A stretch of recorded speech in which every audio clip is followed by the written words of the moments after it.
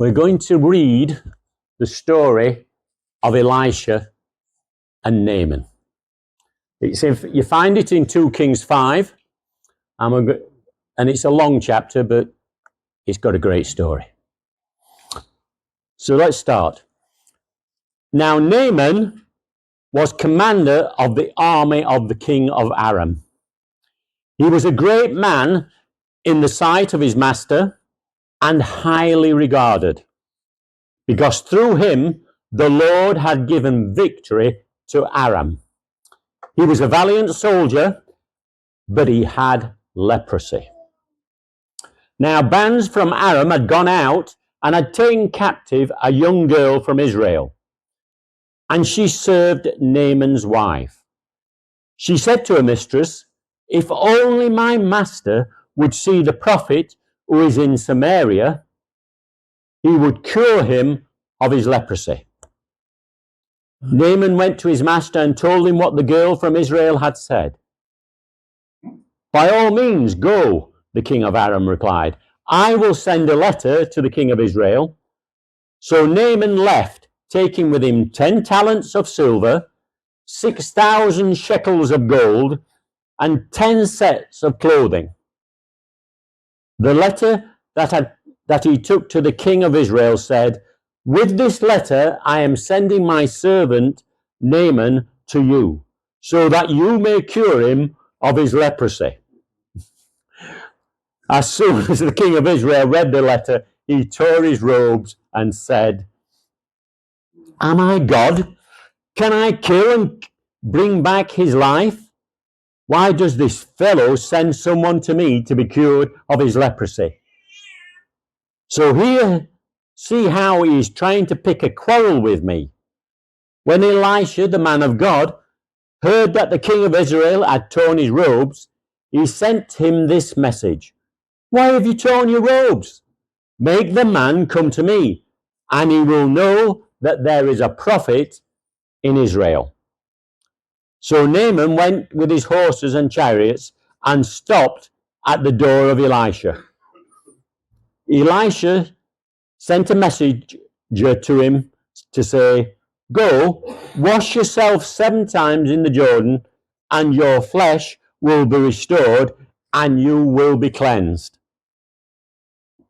But Naaman went away angry and said, "I thought he'd surely come out to me and stand and call on the name of the Lord his God, wave his hand over the spot and cure me of leprosy. Are not Abana and Pharpar, the rivers of Damascus, better than any of the waters of Israel? Couldn't I wash in them and be cleansed?" So he turned and went off in a rage. A bit like some of us.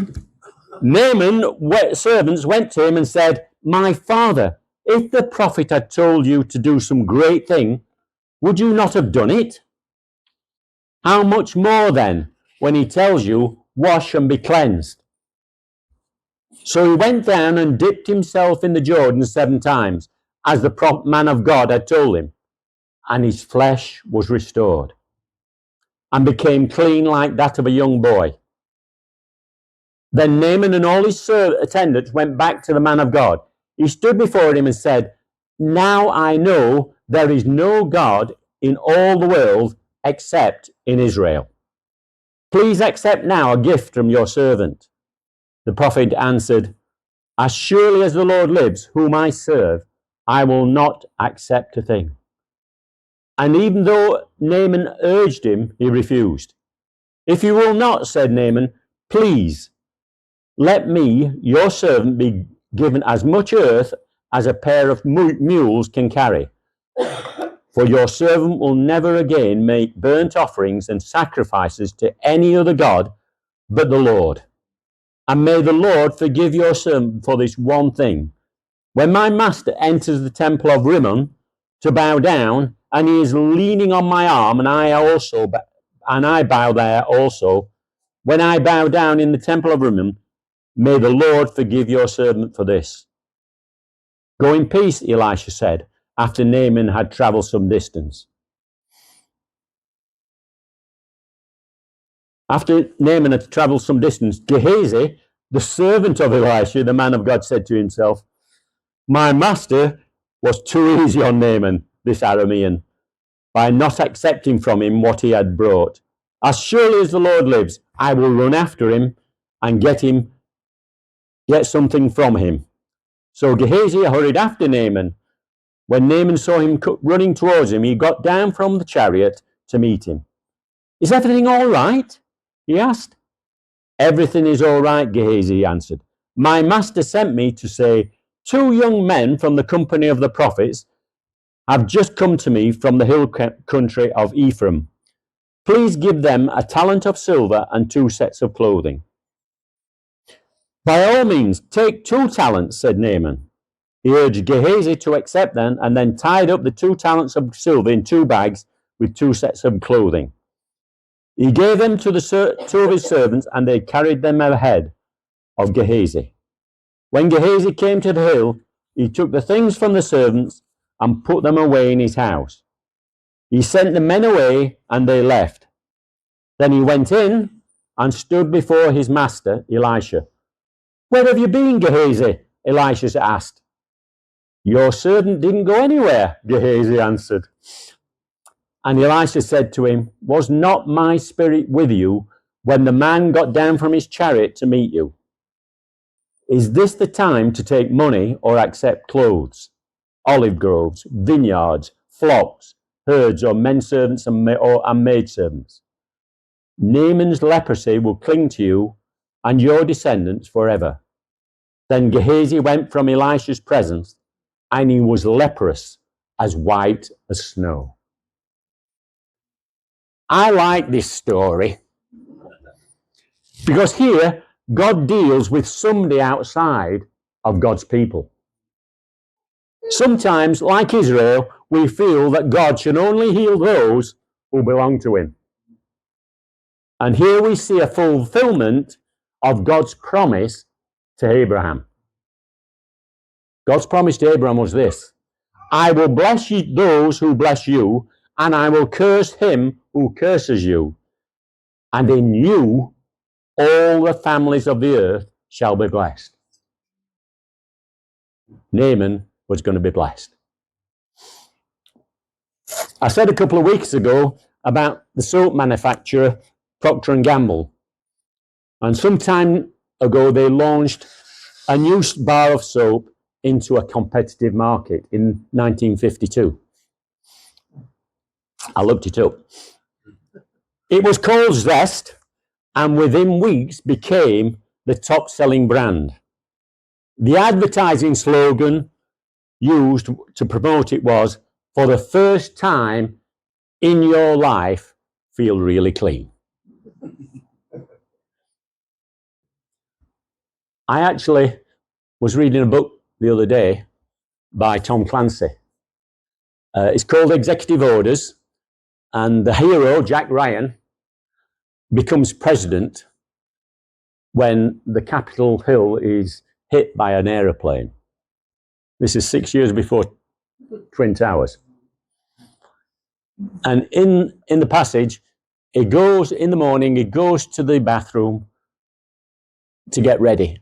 And the Secret Service have taken all his personal stuff from his house and brought it for him to the bathroom.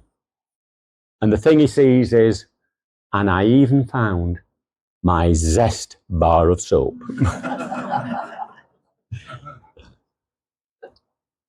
If we look at Elisha and Naaman, I want you to remember the slogan, for the first time in your life, feel really clean. For its relevance to both living and to becoming a Christian. If you do not know Jesus, then this story is now all about how you can be made clean of your sin and how you can feel really clean in yourself. Well, we're going to look at a few points. We're going to look at some background about this story. We're going to look at how Naaman came to see his need of God. And we're going to look at how Naaman thought he could bargain with God. And we all think we can bargain with God. And we're looking at how Naaman took offense at Elisha's actions and what he thought God was doing. And Naaman finally understood he needed to surrender to God. And the next thing is that we're going to look at how new believers, like Naaman, can begin a new life with God. And the final thing is, we're going to look at Elisha's servant Gehazi, who totally misunderstands the nature of God himself. Thinking about background, this story is about three people. It's about Elisha, it's about Naaman, and it's about an Israeli slave girl. And without the slave girl, nothing would have happened. So let's have a look. Elisha was God's prophet. He had been Elijah's apprentice. When Elijah was going to be taken up into heaven, he took Elisha with him. And when they got to the river Jordan, Elijah struck the river with his cloak, and the river parted so that they could walk across over to the other side. Let me read you this from earlier part of Kings, in Kings 2. When they had crossed, Elijah said to Elisha, "Tell me what I can do for you before I am taken from you." "Let me inherit a double portion of your spirit," Elisha replied. "You have asked for a difficult thing," Elijah said. "Yet if you see me when I am taken from you, it will be yours, otherwise not." As they were walking along and talking together, suddenly a chariot of fire and horses of fire appeared and separated the two of them, and Elijah went up to heaven in a whirlwind. Elisha saw this and cried out, my father, the chariots and horsemen of Israel." And Elisha saw him no more. Then he took hold of his own clothes and tore them apart. He picked up the cloak that had fallen from Elijah and went back and stood on the bank of the Jordan. Then he took the cloak that had fallen from him and struck the water. "Where now is the Lord, the God of Elijah?" he asked. When he struck the water, it divided to the right and to the left, and he crossed over. The company of the prophets from Jericho, who were watching, said, "The spirit of Elijah is resting on Elisha." When Elijah had taken up to heaven, he had inherited Elijah's mantle. Now I want you to know, Elisha had a nickname given to him by the school of the prophets in Jericho. He was called Old Baldy. Don't worry, John, you're not old.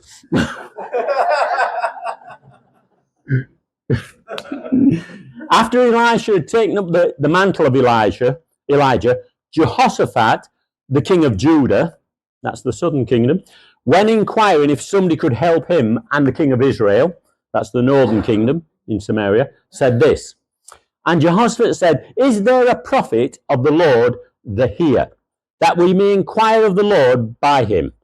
So one of the servants of the king of Israel answered and said, "Elisha, the son of Shaphat, is here, who poured water over the hands of Elijah." Elisha is in the northern kingdom, and it is a servant of Jehoram, the king of the northern kingdom, who answered Jehoshaphat. And I love this description of Elisha's claim to fame, who poured water over the hands of Elijah. Not much. He didn't do much. If it had been Elijah who had defeated the prophets of Baal at Mount Carmel, he would have known all about him. But Elisha was not so well known. Maybe not as well known, but just as powerful, due to Elisha's request of Elijah, "Let me inherit a double portion of your spirit? Elijah had asked. Now, Naaman, he was a different character altogether. Naaman, it says, was the commander of the army of the king of Aram. Now, Aram is modern-day Syria. And he was a great man in the sight of his master and highly regarded because through him the Lord had given victory to Aram. Now, the victory was probably against the mighty Assyrians, and it delayed the Assyrian expansion towards the west for several years. Now, whether Naaman had leprosy or some other skin disease, we don't really know, because it was common to describe all skin diseases as leprosy. But it was certainly a serious problem to him. Now, let's think about this young slave girl. God used a slave girl to talk to Naaman. Now, bands from Aram had gone out and taken a young girl from Israel, and she served Naaman's wife. She said to her mistress, "If only my master would see the prophet who is in Samaria, he would cure him from leprosy. No doubt he will do it." This story is not just about Elisha, but it's also about this girl and her faith and trust in Yahweh, the God of Israel. Now, this girl was probably about 12 to 14, a teenager. She had been taken during a Syrian raid, probably by Naaman, on Israel and made a slave. Now, I don't know about you, but if I had been her, I would probably not be disposed to Naaman. Kidnapped, made a slave, forget it, I'm not going to help him. Yet this girl gets over it all and helps Naaman's wife to help her husband. Sometimes God puts us in difficult places to achieve his ends. Remember God's promise to us who belong to him. Romans 8 verse 28 says, "And we know all things work together for good, to them that love God, to them who are called according to his purpose." We need to trust God that everything will work out for good, even though it may not seem like that at the time.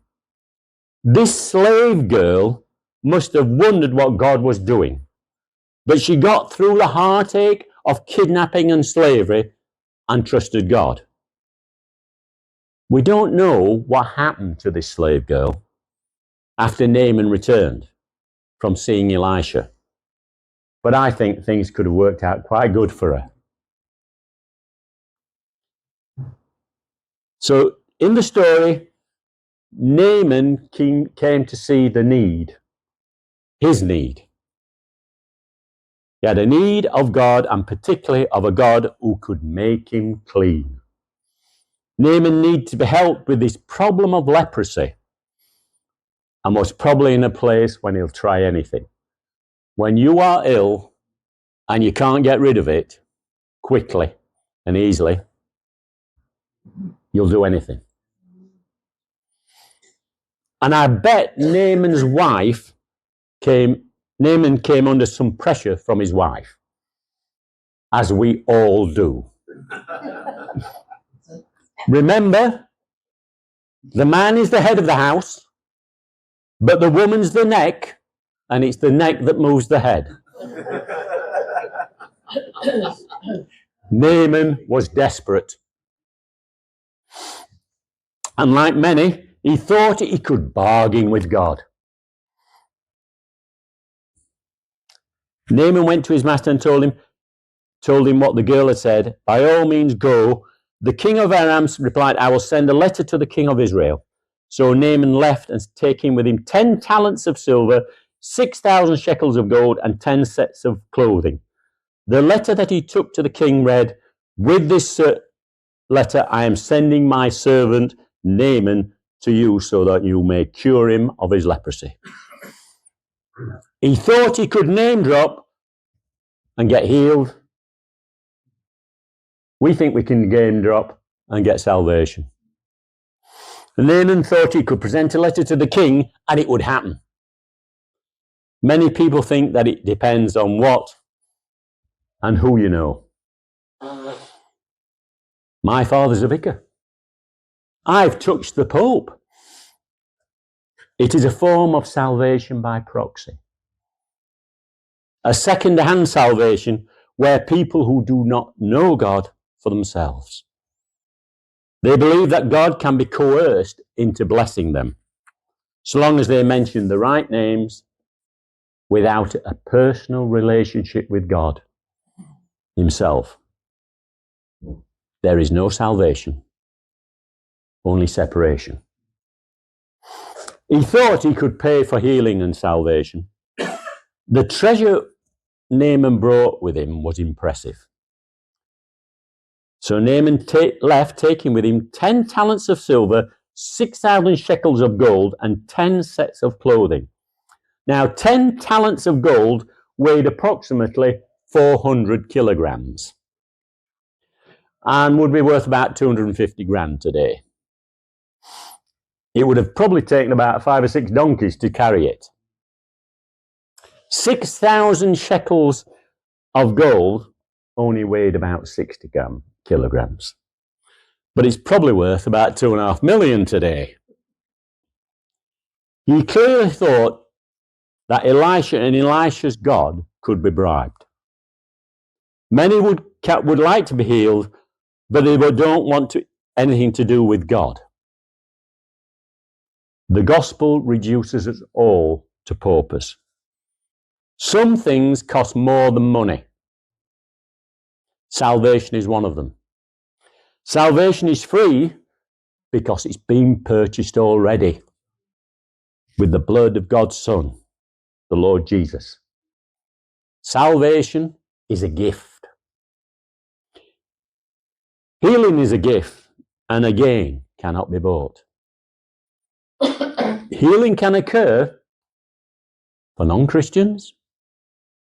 Healing may not occur for some Christians. It's God's gift.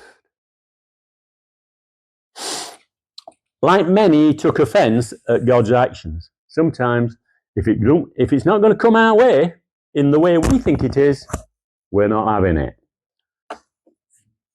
Elisha sent a message to go and wash yourself 7 times in the Jordan, and your flesh will be restored, and you will be cleansed. But Naaman went away angry and said, I thought he would surely come out to me and stand and call upon the name of the Lord his God, wave his hand over me. Yes, you'll be all right. And cure me of my leprosy. Are not Abana and Pharpar, the rivers of Damascus, better than any of the waters of Israel? Couldn't I wash in them and be cleansed? So he turned and went off in a rage. Sometimes we go off in a rage and it destroys what we could have achieved. Naaman had his own preconceived idea of how God should work.